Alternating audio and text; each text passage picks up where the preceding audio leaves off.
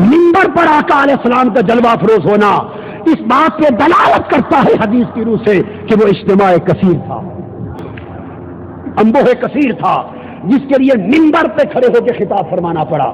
آقا علیہ السلام نے صحابہ کرام کے اجتماع میں اجتماعی طور پر شہداء احد کے مزار کی زیارت کی۔ گویا اولیاء، شہداء اور صالحین کے مزار پر اجتماعی طور پر آنا، زیارت کرنا سنت مصطفیٰ ہو گئی۔ اور زیارت کرنے کے بعد آقا نے ان سے خطاب فرمایا۔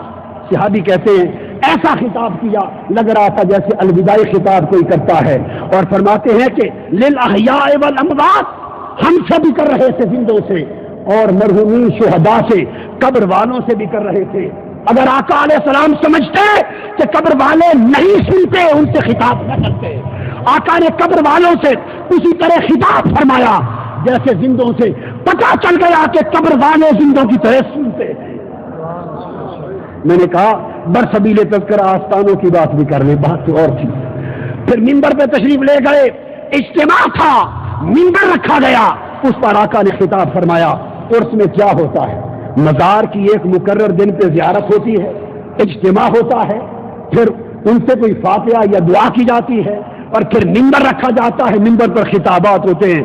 بس جو کچھ عرس میں ہوتا ہے آقا نے رخصت ہونے سے پہلے اپنی سنت کے ذریعے اس کی بنیاد رکھا۔ یہ شہداء احد کا عرس تھا۔ خطاب فرمایا لوگوں، میں جا رہا ہوں اور تمہارے بھلے کے لیے جا رہا ہوں، تمہاری شفاعت و بخشش کا سامان کروں گا۔ اپنے آپ کو فرض فرمایا اور فرمایا کہ میں حوض وعدہ کر کے جا رہا ہوں، اب میرا تمہارا موعد حوض کوثر ہے، اب اگلی ملاقات حوض کوثر پر ہوگی۔ یہ خطاب ہے۔ پھر فرمایا ہاں سنو، میں اس مقام پر کھڑا ہو کر اس وقت حوض کوثر کو اپنی آنکھوں سے دیکھ رہا ہوں۔ یہ سب کچھ بیان فرماتے رہے، اور بیان کر کے آخری جو عنوان تھا خطاب کا، آخری موضوع آقا علیہ السلام نے فرمایا۔ مختلف روایات آئی ہیں، بخاری میں بھی مسلم میں بھی 3 مقامات پہ روایات آئی ہیں۔ آقا علیہ السلام نے ایک روایت کے مطابق قسم اٹھائی، فرمایا واللہ، خدا کی قسم، فرمایا انی لا اخشى علیکم ان تشرکوا بعدی ولکن اخشى علیکم الدنیا تربصوا فیہا۔ فرمایا خدا کی قسم، اعلان سن لو، آج یہ خطرہ ختم ہو گیا ہے، یہ خوف برقرار نہیں رہا، اور مجھے اس بات کا کھٹکا نہیں ہے کہ میرے بعد تم شرک میں مبتلا ہو جاؤ گے۔ شرک ختم ہو گیا۔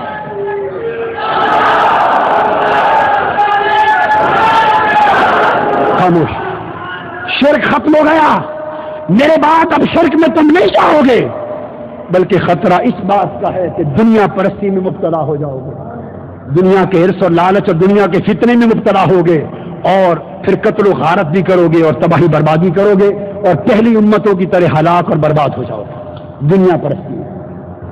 سوال یہ ہے کہ شرک کی جڑ تو آقا نے کاٹ دی، اور قیامت تک کے لیے امت کو خوشخبری سنا دی کہ میرے بعد اب میری امت میں پلٹ کر شرک نہیں آئے گا۔ ارے نادانوں، تاجدار کائنات شرک پلٹ کر نہ آنے کی ہمیں خوشخبری سناتا ہے، اور تمہیں شرک کا مرض لاحق ہو جائے، تمہاری تقریریں بھی شرک پر، تمہاری تحریریں شرک پر، تمہاری تبلیغیں شرک پر، تمہیں آقا کی ساری امت مشرک نظر آئے، حیا کرو، مصطفیٰ نے خوشخبری سنائی ہے، شرک نہیں ہوگا، امت میں شرک نہیں، اب شرک کہنے والے خود مشرک۔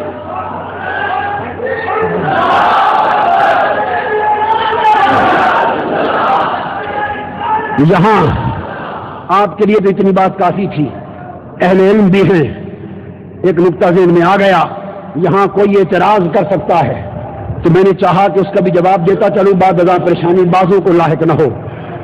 جواب میں یہ کہا جائے گا کہ شرک پلٹ کر نہیں آئے گا، ان تشرکوا بعدی کی خوشخبری صرف صحابہ کو دی کہ تم میرے بعد شرک نہیں کرو گے، باقی امت کے لیے قیامت تک کے لیے نہ تھی۔ یہ اعتراض ہو سکتا ہے، اور کہنے والے کہتے ہیں، اس کا جواب بھی سن لو۔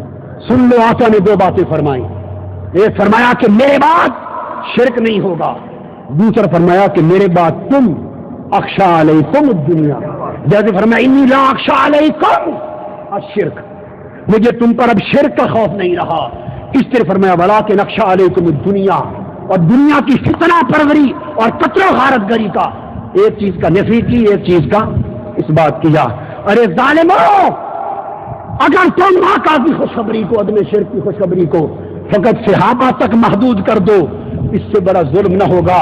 پھر شرک تو خاتمہ ان تک محدود ہو گیا، پھر دنیا پرستی اور فتنہ دنیا اور قتل و غارت گری دنیا کی، یہ بھی امت پاک ہو گئی، یہ بھی صحابہ پہ تھوپنی پڑ جائے گی، کیونکہ دونوں کو نہیں فرمایا، ادھر فرمایا لا اخشى علیکم، ادھر فرمایا اخشى علیکم، دونوں باتیں ثابت ہوگی۔